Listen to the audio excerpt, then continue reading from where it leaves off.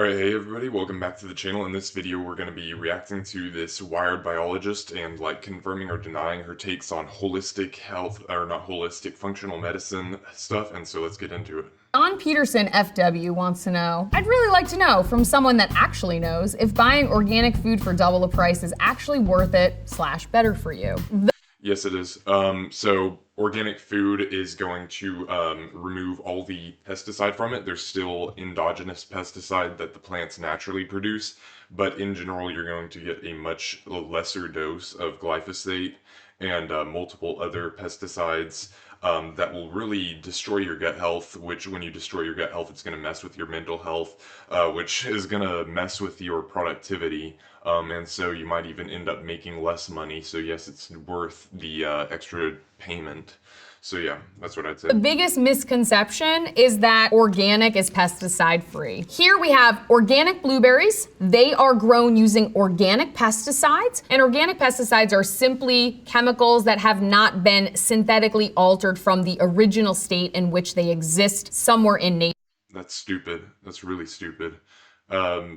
Yeah, everything's a chemical. I could say that my skin is made up of molecules, but it doesn't make it dangerous. Like, obviously it's gonna have chemicals on it, but the chemicals are far less dangerous. I believe, I've looked at the actual organic chemicals they're allowed to use on these plants, and they are not really dangerous. The most dangerous one is some sort of copper alloy thing that's used to fight mold, and so yeah, that one's the most dangerous one, but all the rest I've checked out are completely safe. But the thing is that if it's synthetic, the only difference between one molecule and another, a poisonous molecule and a non-poisonous molecule, is literally just if we evolved to deal with it. Lead is poisonous because we haven't evolved to deal with it. But in a hypothetical world where there were creatures that were exposed to lead all the time, they would have evolved to deal with lead. They might even make their lead and bones out of lead or something like that, or build some sort of exoskeleton or something like that out of lead. The only difference between calcium and lead to humans or to animals is that we've evolved to ingest calcium and not lead. So this is just a really stupid point. In contrast, these are conventional blueberries who were grown using conventional pesticides. Conventional pesticides are that's covering them, not something that's inside of them. Those that can be synthetically altered in order to improve their specificity. A 2010 study in PLOS One was looking at 6 different pesticides that are used to control aphids on soybean plants. It was found to not only control aphids, but it also killed the natural predators of the aphids, the insidious flower bug and the Asian lady beetle. Having a more broad negative... Exactly. That's why I hate doing stuff synthetically. You're killing the natural environment. Ecological impact. Another misconception about all produce is that they have all these residues of pesticides on them. We're talking about parts per trillion, parts per billion. These are minuscule levels. If you're very concerned about it, absolutely wash your produce in water. But aside from that, you don't need to be stressing about your produce. If you love Toya Rochelle wants to know, what do people think they're cleansing when they do juice and smoothie cleanses or detoxes? Generally, what that's referring to is clearing out the gallbladder and the liver. They are not really effective. I'm going to be completely honest with you, because eating juices completely stops the bile flow completely. Well, actually, I suppose the common person is trying to build up a bunch of antioxidants to fight off oxidative stress, which still I wouldn't even do a smoothie cleanse / detox for that either, because there's much better things you can do than just antioxidants. Honestly, I would probably just supplement it out. Just stop taking in oxidative stress, and then just optimize your antioxidant intake, or antioxidant production by fixing your supplements, maximizing your supplements or maximizing the nutrition from your food. And so yeah, when you do these smoothie detoxes, you're missing out on a lot of nutrients that are actually important for actual detox. Like, for example, you're missing out on fat, which is necessary to bind to toxins. You're missing out on a bunch of B vitamins that are only found in like meat and stuff. So yeah, I think these smoothie detoxes are stupid. I would rather just like optimize nutrition, maybe take a sulforaphane or a N-acetylcysteine supplement, and you'll be chilling. But I hate to break it to you, if you have functioning organ systems, you're already detoxing all day, every day. So when people say That's stupid and not true. We have people who have failing livers. We have people with gallbladders with stones in it because they're incapable of detoxing. So this is just a really completely stupid take. But I will say, in general, like a lot of the points she's making are accurate. Well, reasons. So yeah. But yeah, that's what I would say. that they're doing a parasite cleanse or a cleanse and they're claiming that these stringy things in their poop. No, nobody's saying that. People who do parasite cleanses are doing something completely differently. I've never heard anybody ever say that smoothie detoxes are going to heal parasites. Is parasite parse. What they're actually seeing is mucus and sloughed off intestinal cells, which is not a good thing. It's actually harming your GI tract. At Big Papa Briggs wants to know, on a scale from 1 to 10, how scared should I be of Lyme disease? So as someone Just don't get ticks, man. And if you do happen to get ticks, just maximize your stevia. When you take stevia, it'll block the pathogen from increasing, because basically this thing, can't remember if it's a virus or a bacteria. Anyways, one of the two. Basically, when you take stevia, it starts just eating the stevia over and over again, and so it can't really distinguish between stevia and actual sugar. Stevia doesn't really have any calories in it though, and so if this bacteria keeps eating a ton of stevia sugar and not real ethanol sugar or like glucose sugar, then it's going to eventually starve to death and die because it hasn't had any calories. It's basically eating and starving because it can't get any calories out of your stevia. Or you can also, I don't know how effective keto is. I imagine that would be helpful just because you're maximizing your ketones, but instead of feeding it glucose. But I would not say to just blindly follow it. I would have to like double check all of that.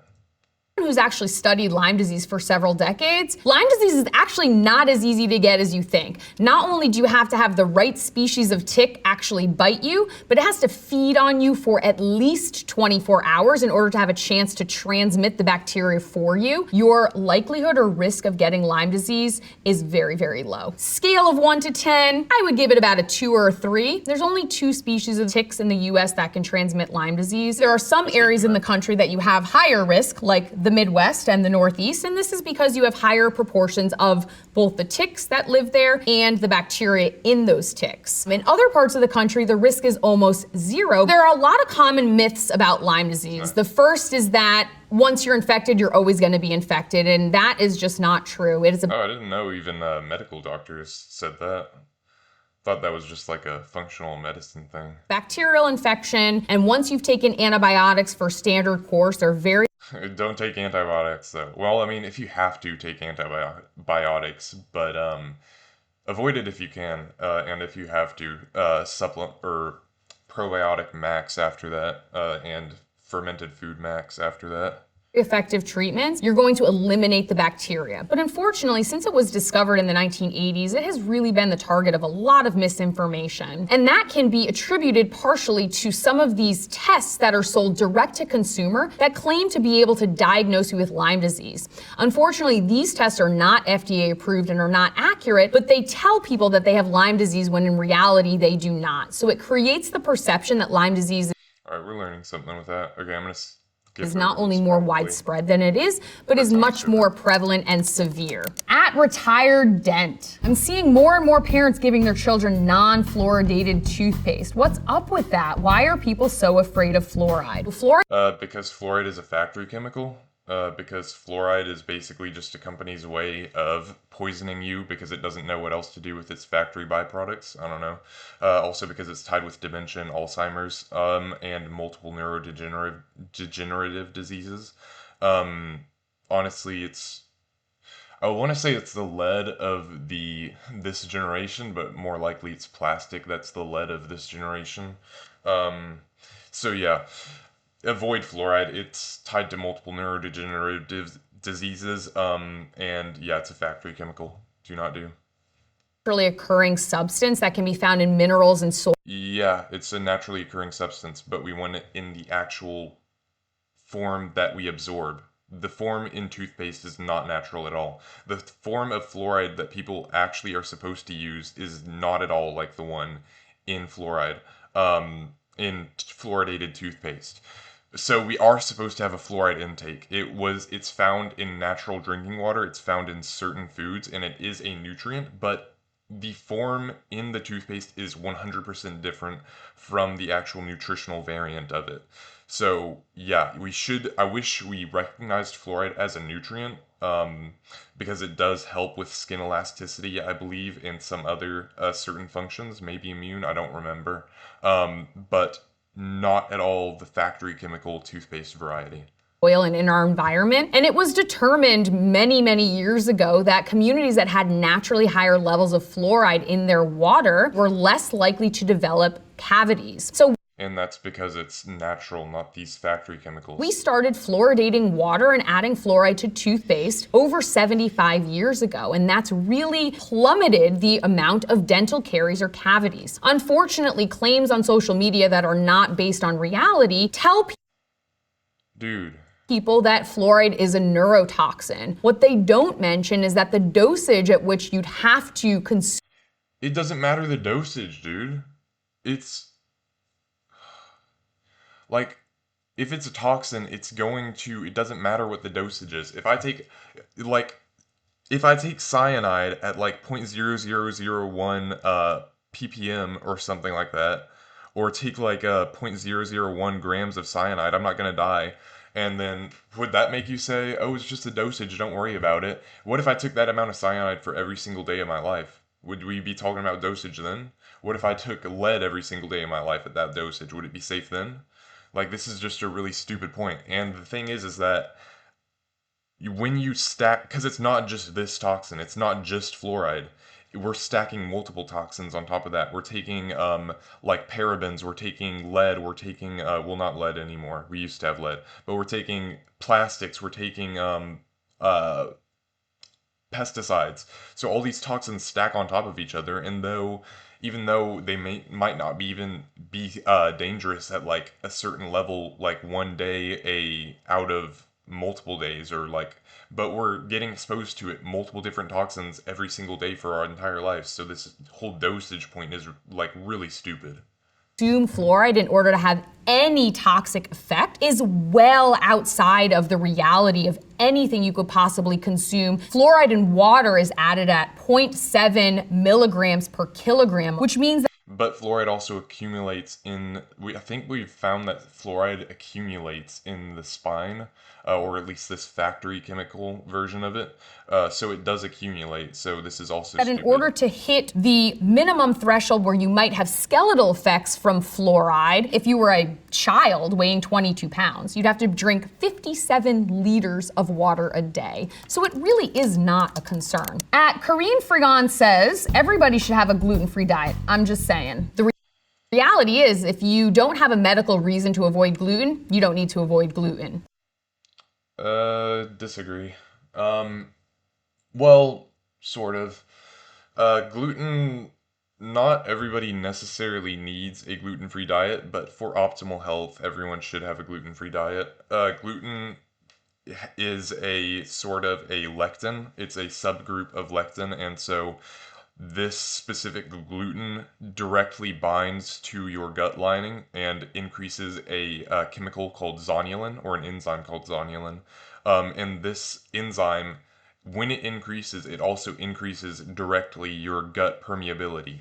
So it basically gives your gut this inflammatory response that tells it to open up its cells. And when those cells open up, more food particles and debris get inside of your body, and different bacteria components get inside your body. So for optimal health, you should go gluten free. It's just that with celiac people or people with gluten intolerance, the receptors for the gluten proteins are much more sensitive and bind a lot harder to the immune cells. But I would still recommend like everyone avoid gluten. It's still highly inflammatory. It will destroy your gut. So yeah, that's what I would say. It's just not as bad as I don't know. We'll see. Gluten is a structural protein that's found in certain grains like wheat, barley, kerasin, and others. And there are certain medical conditions that you should avoid this particular protein. This would be something like celiac disease, which is an autoimmune disorder. There's been a lot of studies on whether or not avoiding gluten offers a benefit. And the big consensus is that it doesn't. Sometimes we hear claims that the gluten here is worse because we use all the processed chemicals and we use all the pesticides. And when you went to Europe, you were able to eat all the bread you wanted and you didn't. Well, there are multiple studies, or no, I believe it's just at the anecdote phase, though. I don't know. I'd have to check out if there are any studies, but yes, there are multiple attestation that the wheat in Europe is less effective at triggering people with celiac disease. And so why that is, I believe it's because the US has a higher sulfur content in its soil, and that leads to when you have higher sulfur, it increases the amount of gluten in the grain. It could also just be the genetics of our like wheat phenotype or something like that. But generally, I think it's more of the sulfur thing. It could also be pesticide. I don't think I really buy into that anymore, although our pesticide is uh, atrocious. Our pesticide level is atrocious here. So yeah. Have those issues with the gluten. And unfortunately, the gluten quantity in wheats across countries is essentially the same. Oh, that's interesting. So I guess it must be some like structural difference inside the gluten, I would guess. Or maybe like the wheat here has a higher percentage of gliadin, which is like the active inflammatory component of it. I don't know. I'd have to like research that more. Top of Sounds that, interesting. we also use the same pesticides. Glyphosate is one Yeah, but we use like 20 times more, and I believe it's banned in most EU countries. I that's could have to often check on that. demonized because it's used to dry down wheat, but it's also used in Europe. Europe imports millions of pounds of American wheat every year to make the very breads that you're eating. I would suggest that maybe you're more relaxed while you're on vacation. No. No, you can't just relax away a celiac disease. What are you talking about? Dang, that's been the most unmedical take so far. I don't know. That is really interesting. I'll have to look into that more since they import it.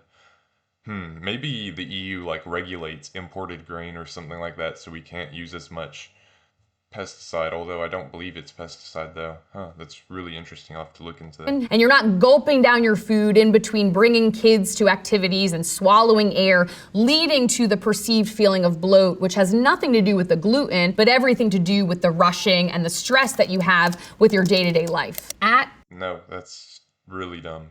No, it absolutely doesn't. Teal PB wants to know what makes a study. Two, please. So when we talk about the scientific method, we have what we call the hierarchy of evidence. So I would say that the most reliable studies are where you are controlling the variable. A lot of studies, especially ones that like stupid like fake fiber eaters like to cite our epidemiology, and that just means they looked at the society as a whole and looked at the variable differences with it. The problem with that is, like, for example, I'll give you an example. Like, for example, epidemiology would say that fiber decreases the chance of, like, for example, heart attack, I guess. And so if that were an epidemiology study, it would look at people who ate fiber and people who didn't eat any fiber. The problem with this, though, is that fiber is not the only variable. People who eat fiber are more likely to be able to are more likely to have a active lifestyle or something like that. Whereas people who don't eat fiber, they're likely referring to having a disgusting subhuman diet, like for example, eating pizza all day or eating like a bunch of bread and stuff like that. Um, and so that's not the same thing as having fiber control for the variable. In a real study, I would um, look at the difference between fiber eaters and like people on a carnivore diet, or perhaps people on like a heavily meat based and low carb or low fiber vegetable based diet, and see how that works.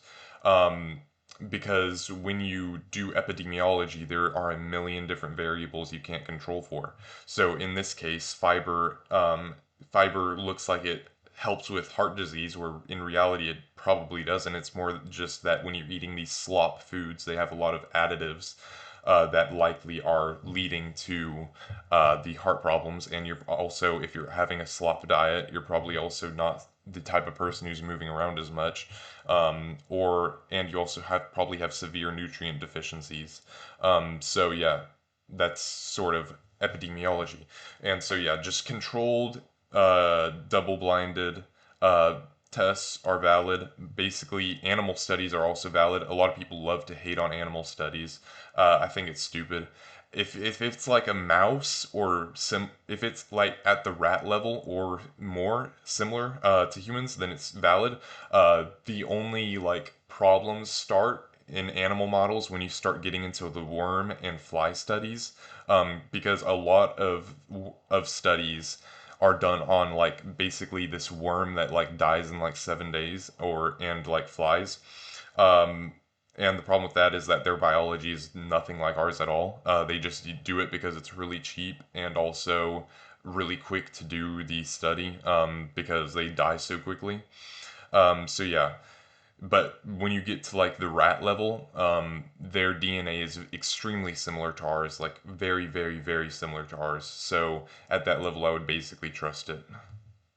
Evidence. At the bottom, you have things that are generally based on small sample sizes or opinions. From there, you're going into animal trials and in vitro data. So these are your petri dish studies or your I would put epidemiology before case reports or below case reports and opinion papers and all that. And I might put case reports or case studies higher, because case studies are honestly, people like to dismiss them, but case studies are really, really valid, especially when you can get multiple case studies. Except they have to be in isolation, because otherwise you have like people like diagnosing themselves accidentally.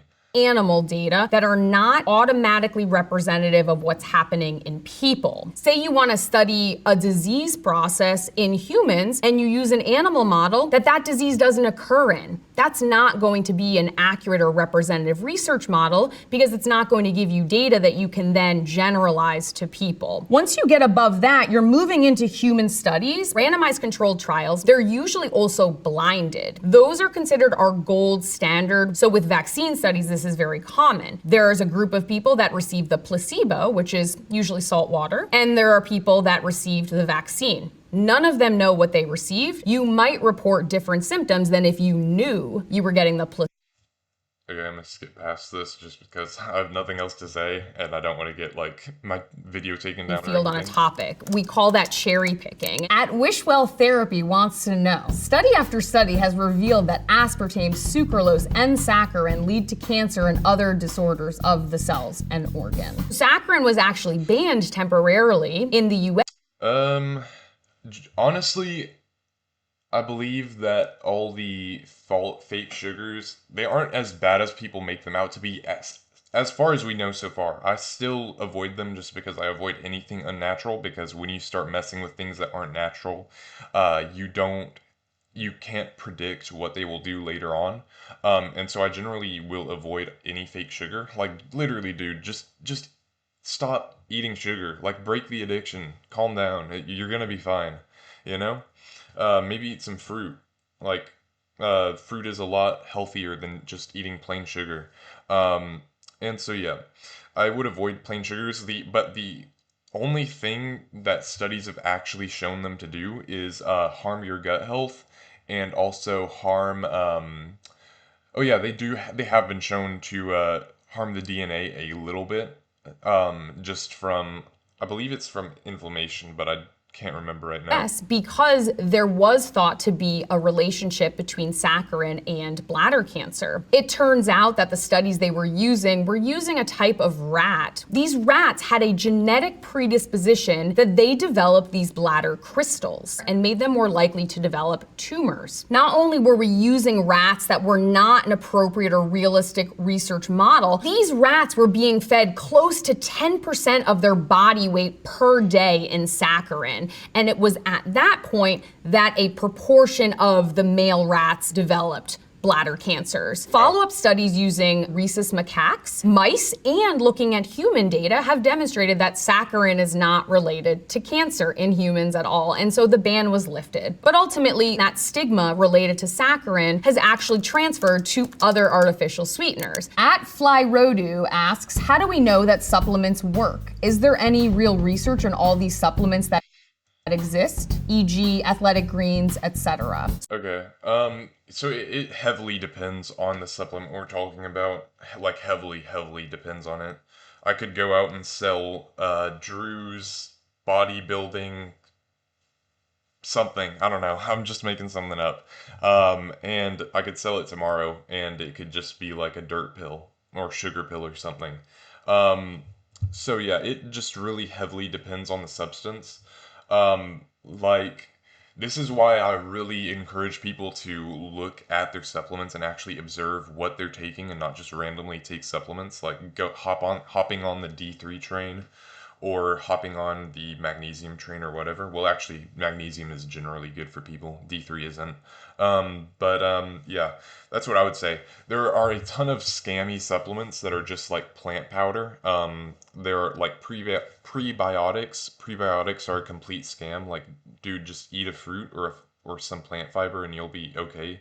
You're literally just being sold fiber in a pill. Like, you can just eat a vegetable or a fruit and you'll be fine. You can save your money. And then there are also like other random plant supplements which are generally not worth the money you have to pay for them. If I'm being completely honest, I would rather invest in some like nutrient like a mineral or a vitamin like magnesium, zinc, copper, vitamin A, vitamin E, etc.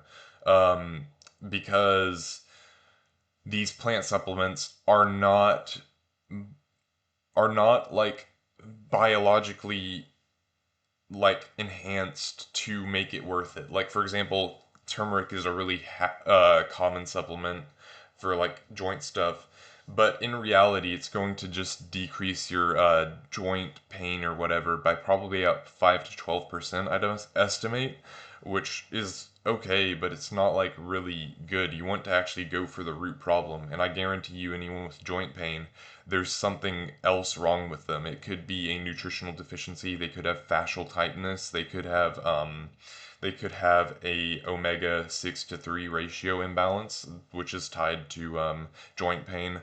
So yeah, it heavily depends on supplement. I would just recommend people basically only go for nutrient supplements, which are vitamins and minerals, but especially only after getting a hair mineral analysis test done to tell them where they have nutrient deficiencies.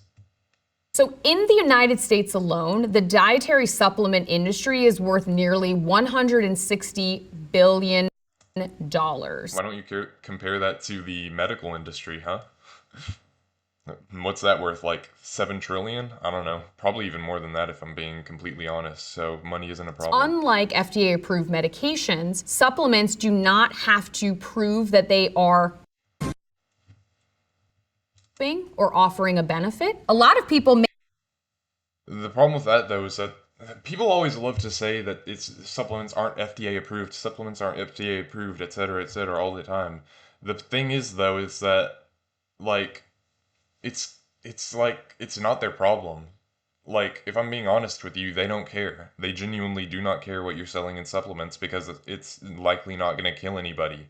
But at the same time, it's like if you're a supplement company, only a certain percent of them are going to actually be like lying to you and just being purposefully scammy. Like even these supplements that like don't work, only a small percentage of them are actually being devious about it. Most of them just think it works, or they like saw a video about how this substance will help them, and so they just started a company. It's like not like some scary guy in like India or China trying to poison you or something like that. So yeah. They take powdered vitamin C and mix it into their water when they feel like they have a cold or a flu coming on. Vitamin C supplementation doesn't reduce the duration of respiratory illnesses. It doesn't lessen the severity of them. It doesn't prevent them. There's been a lot of studies, especially in recent years, that have been looking at the benefits of vitamin D supplement. So this one assessed the efficacy of vitamin D and zinc in combination to improve outcomes of COVID-19. And ultimately what these show is that vitamin D supplementation did not. Nobody thought that, or well, I guess zinc would help. I don't know. We would have to look at the pre-levels. It's not like taking a zinc supplement during the infection is going to help it. You want to have high or optimal levels before getting sick. But we'll see. Lessen disease severity, did not reduce hospital stay, did not reduce severity of symptoms, and did not improve mortality outcomes. And there was a Well, it takes a minute to like actually get the nutrient in your body. It's not like you're gonna fix a deficiency in like 4 days. study that actually found over 50% of immune boosting supplements were lying about what was in the product. And worse, some were not mentioning things that were in them. At Penn by So yeah, I still would supplement nutrients. Yeah, well, Cameron I wants to recovered know, it. is there scientific evidence of crystals before and after charging? no idea Many what this people means. believe that crystals have energetic powers, that the crystal or the energy in the crystal is vibrating. I don't know whether they're acting like this is like a parody of what people in the functional medicine space actually believe. Well, I guess there are some wacky people that believe in crystals, but yeah, that's on the fringes though. With your own personal energy. And unfortunately, there have been no studies that have suggested that this Yeah, crystals are cope. Crystals are literally just structured patterns of molecules. That's basically what they are. Like atoms are to molecules as molecules are to crystals. Um, so like if I had a molecule of like water or whatever, or water frozen, which is ice, um, and I put them in like a structured sort of format, like a basically what crystals do is they organize them in a structured patterns, like for example a cube. Like that would have one molecule here, one molecule here, one molecule here, one here, and all along the sides until it formed a cube. So that's just what crystals are, nothing too is crazy. a true relationship, it is likely nothing more than the placebo effect. The placebo effect can be very strong. There is a body of data that suggests that in some instances, people can feel like they're recovering from things more quickly, or that their symptoms or side effects are lower because they have that power of the placebo. So we don't want to discount the placebo effect, but we certainly don't want it to replace actual science-based medicine. Although I will say that crystals do have extremely high levels of energy inside of them. So I would like to investigate that more. Like for example, like quartz, a gram of quartz has like 1,000,000 joules of energy inside of it or something like that. Like incredible amounts of energy, and that's just because of the amount of compaction it's had laid on it. So I don't know. It would be really interesting if that had any effect on like people's like sort of energy levels or maybe their antioxidant oxidant system.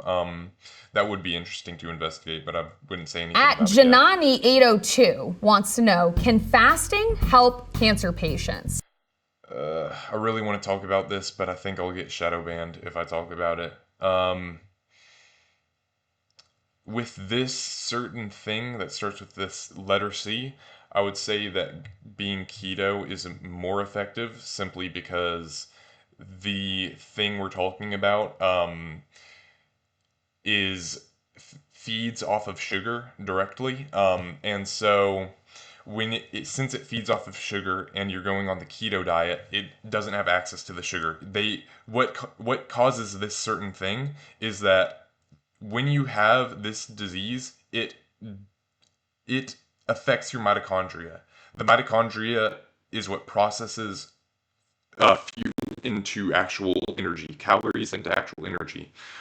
And so when you eat meat or you go keto, these mitochondria, these flawed mitochondria, actually lose their ability to process meat or process ketones. They only have the ability to process glucose. That is all they can do. So if you remove the glucose, these certain things will die off, which is extremely interesting. So if we actually start maxing out our ketones, then we might be able to help this disease.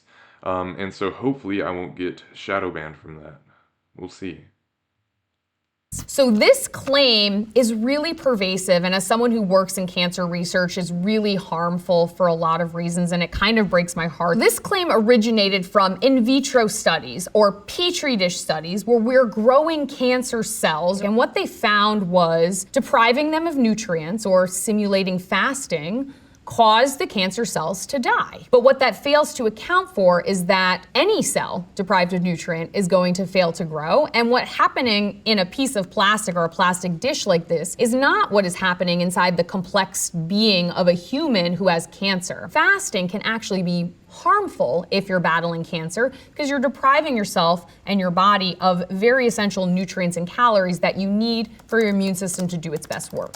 So those are all the questions for today. All right, she was pretty good.